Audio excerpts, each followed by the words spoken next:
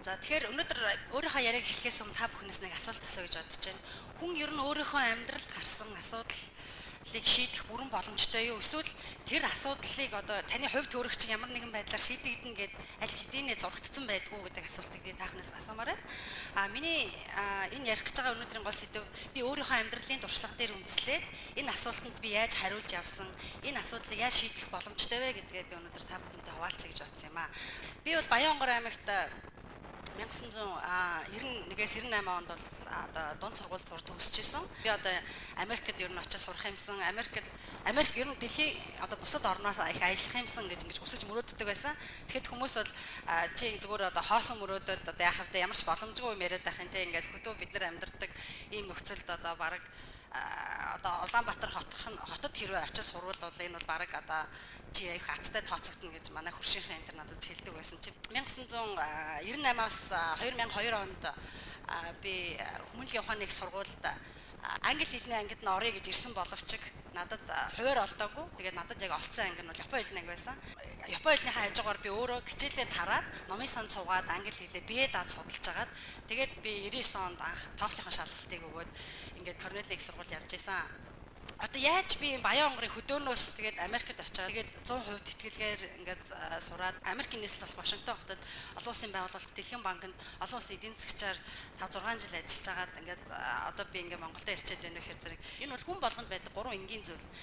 Хамгийн нэгдүгürt нь биднэрт байдаг характер буюу одоо хүн өөрийнхөө хүссэн зүйлийг хүссэн үедээ хийх. Өнөөдөр та нарт хичнээн дотны найз чинь хайртай ээж аав чинь эмээ өвөө чинь чиний яг хүсэж байгаа юм чинь биш өөр нэг талаар зөвлөгөө өгөх. Чи ингээд өөр юм сонирхож байхад өөр одоо зүйл хийгээч гэдэг ах юм бол та нар яг бат зогсоод би энийг л хиймээр байна. Яагаад гэвэл энэ бол миний яг хүссэн хүлээж байгаа зүйл гэж хэлж чадах юм бол та нарын амьдралд одоо өөрчлөлт авах боломжтой.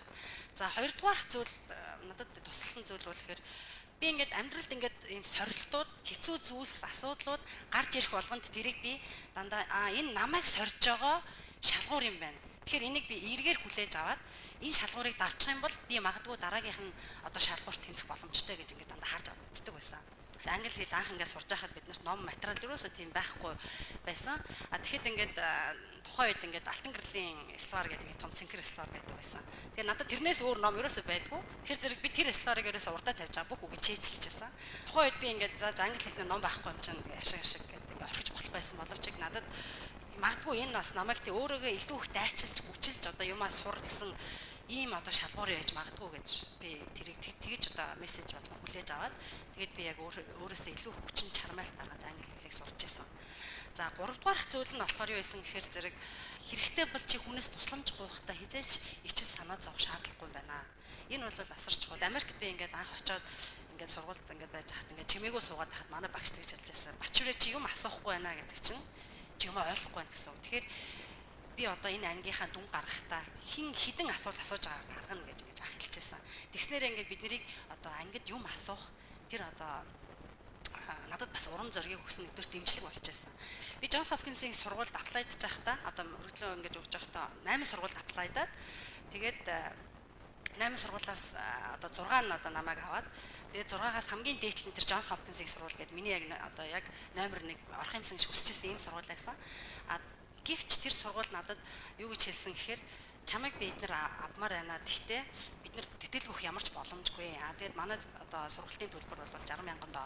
2 жил сурна ингээд $120,000 чи ингээд төлөх боломжтой бол авъя гэж хэлж байсан. Би хичээл эрхлэгчтэй холбогдож уулзахад намайг айгүй найрсгаар хүлээж аваад за чанд ямар асуулт байна гэж асуусан.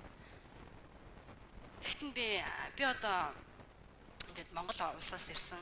Би энд ингээд сургуулаад өгсөн. Тэгээд би одоо энэ яг Джонс Хопкинсийн сургуульд сурах хүсэл надад асар их байна.